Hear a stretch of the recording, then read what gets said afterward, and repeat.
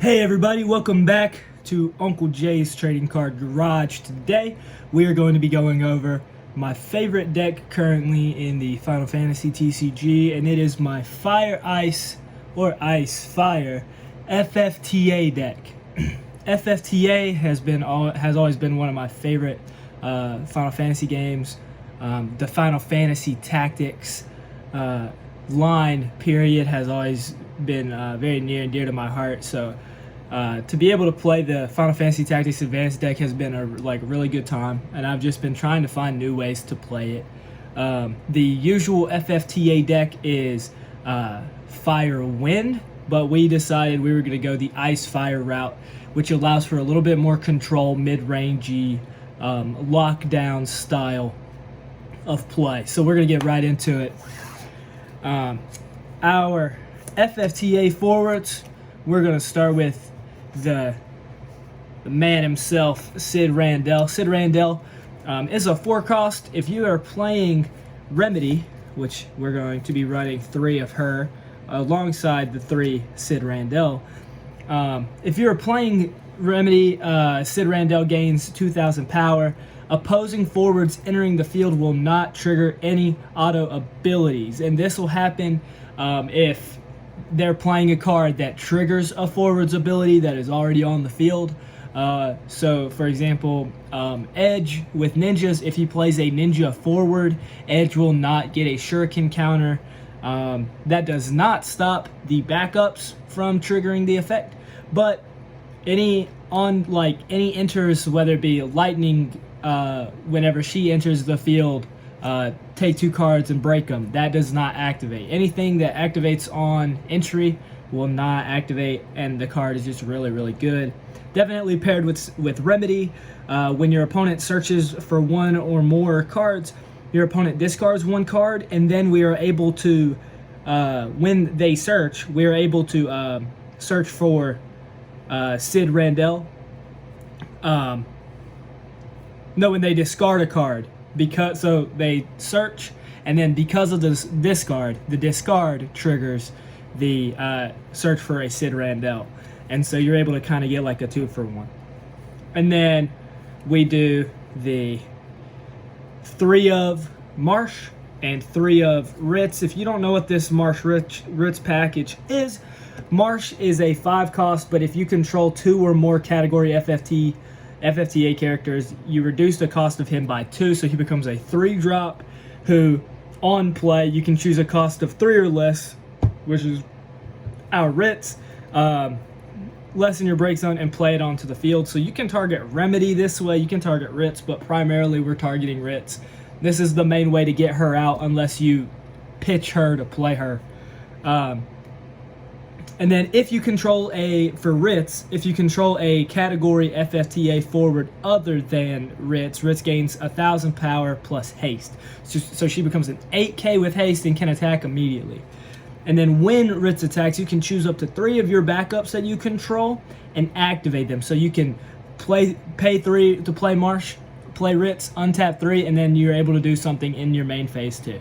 And then under damage 3, so when we've taken 3 damage, Ritz cannot be blocked. So she's literally just swinging and they can't do anything about it. So that's our FFTA forwards.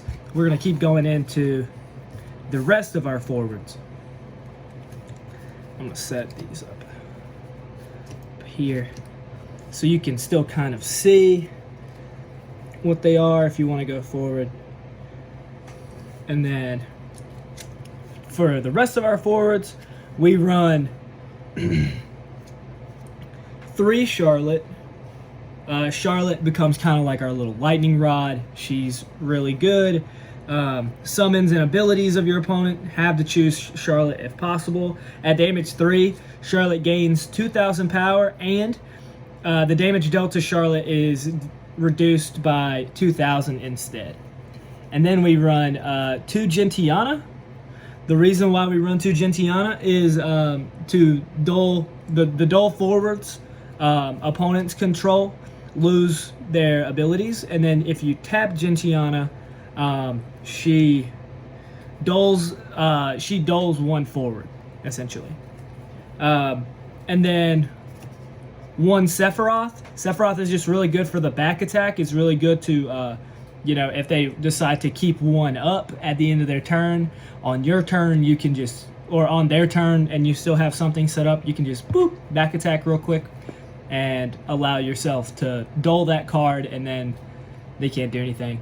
Or you're forcing them to use resources to play another card, which is super useful. And then that's pretty much our ice stuff. And then we get into Lastwell, who is Fire Ice. He is a 5-drop. Whenever Lastwell enters the field, your opponent discards one card from their hand. When a fire or ice forward you control attacks, choose one forward opponent controls, deal it 3k damage. The board can get pretty big, and so you can start hitting for like a good amount, definitely if you party tag. And then we play 3 Terra. When Terra enters the field, also an EX burst. The first EX burst in our deck. Don't run too many EX bursts, but we run a good enough amount. When Terra enters the field, choose one summon in your break zone, add it to your hand. When you cast a summon, choose one forward opponent controls, deal it 2k damage. And then we run 2 Ranjit. Ranjit's cost is reduced by 1 for each backup that you have. And then when Ranjit enters the field, you can choose one forward opponent controls and deal it 8k damage. So it's definitely really good in the counter matchup, like against Ritz or stuff like that. Doesn't do a whole lot against Sid Randell because it's an ETB, but not too many people are running the Fire Ice variant of this deck. So, and then to top off our forwards, we play 3 BFAs. Braska's Final Aeon. When Braska Final Aeon attacks or is chosen by your opponent's summons or abilities, choose up to one forward opponent controls, deal it 10k damage. This damage cannot be reduced. This gets past stuff like Cecil. This gets past, like if it's against itself, or if they try to target it, if they try to do mini little ping damage, you're gonna get pretty hurt by the BFA. And then, so that is it for the forwards. Just 1 second. And then we will get into our backup line. This is our FFTA backup line. So we do 2 Mute, 1 Black Mage, 2 Mont Blanc, and 3 of the Fire Black Mage. So Mute is a 3-drop that is also an EX burst. When Mute enters the field, you may search for one card named Sid Randell or Remedy and add it to your hand. This allows you to, get the search out. You get your ice backup set up as well. It's really nice. We have a 2-drop backup in Black Mage. Black Mage allows you to pretty much cast, like I can cast my Amaterasu's or Belias by paying the cost with Black Mage. And not having to have fire. So like if I just have 2 Mute or a Mute and a Black Mage on board, I can tap Mute, play Belias, same thing. And then Mont Blanc is a 4-of. He's an EX burst. When Mont Blanc enters the field, you may search for one card named Marsh and add it to your hand. What's cool about this card, and not a whole lot of people use it, but I think it's actually pretty nice because it helps close out a kill. You can dull Mont Blanc, pay a fire, and choose one forward, deal it 2k damage. But you can only use this when Marsh is on the field, but usually Marsh is going to be on the field. So that's usually something you don't have to worry about. And then with Black Mage, you pay 2 fire, and Black Mage, put Black Mage into the break zone, and then choose one fire summon in your break zone, add it to your hand. So it's really good, 2-drop. Mont Blanc has been an interesting choice for me. Like I've kind of gone back and forth with this card of putting it as a 1-of, but I like to because it's a good EX burst. to help me get Marsh, and I've also found that like it's really hard to get Marsh otherwise. And that's it for the FFTA backups.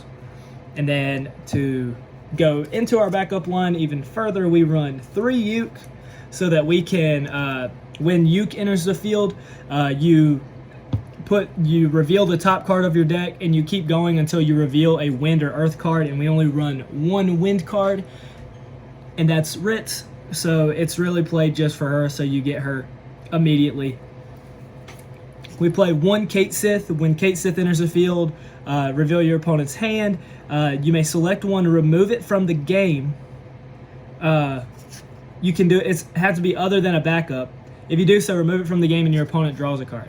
Even though they draw a card, you're playing this for 2 CP, and you're getting information about their hand. So sure, they could get something better, but like you have a general understanding of what you're playing now, what you're playing against. Unless they just so happen to have some random stuff in their hand that plays towards their strategy. But ultimately, this card is really nice, definitely considering it's a 2 cost. And if you don't like that, you could play a Bell for 3 that just lets you reveal it, and then you make them pitch a card, but it's for 3, so it's not as efficient. And then 2 Meath. So when Meath enters the field, you may discard 1 card, and if you do so, search for 1 forward of the same cost as the discarded card and add it to your hand. We use this for Ritz a lot. If we already have a Mute on board, we can do it we can pitch a Mute for it, we can pitch a Uke for it. All sorts of things allow us to get a Ritz even faster. And then we run 2 Larkesis because sometimes we have a problem getting rid of big characters.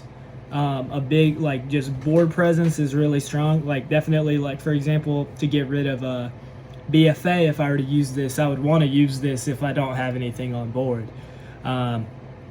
Or if I have an Amat to go with it, which I have done before, and has been a nice play. So that's it for the backup line. And then for the summons, we run 3 Amaterasus and 2 Belias. I really, really enjoy this combination. If you want to take out a card and potentially put in a 3rd Belias, you totally could. But I think this is perfect. The EX Burst hits when it needs to, and it just does good wonders because it'll stop them from attacking if they're attacking, because you then have an 8-9K forward that has first strike.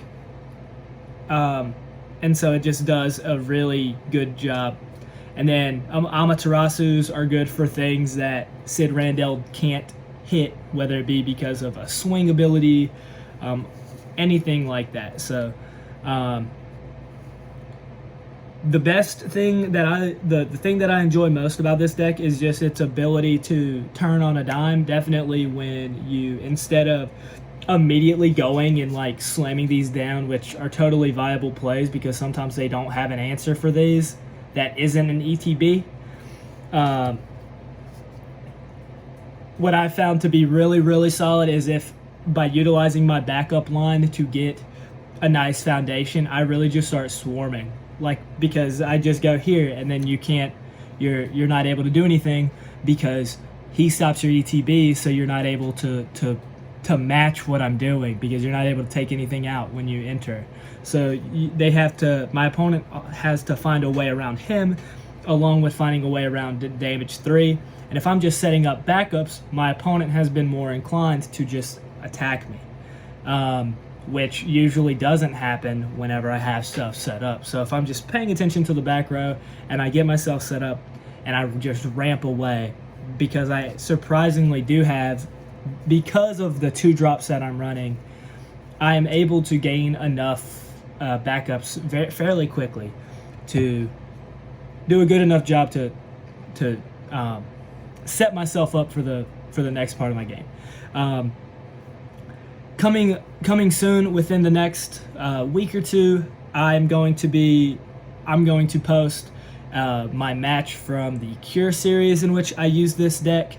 My opponent recorded it, and he's going to give me that video, and then I'm going to end up posting it. He's going to also post it on his page as well, but I did get his permission to post it, and I'm going to show you that as well. But this is the deck that I used. I have made some changes since that game, but I will leave the link to this deck below so that you can see it, and in the description of that link you can see where I talk about the changes that I've made to the deck. So I hope you enjoy, and if you did like this content, please leave a like and subscribe, comment, tell me what you think about it, and yeah, just keep on gaming. Uncle J out.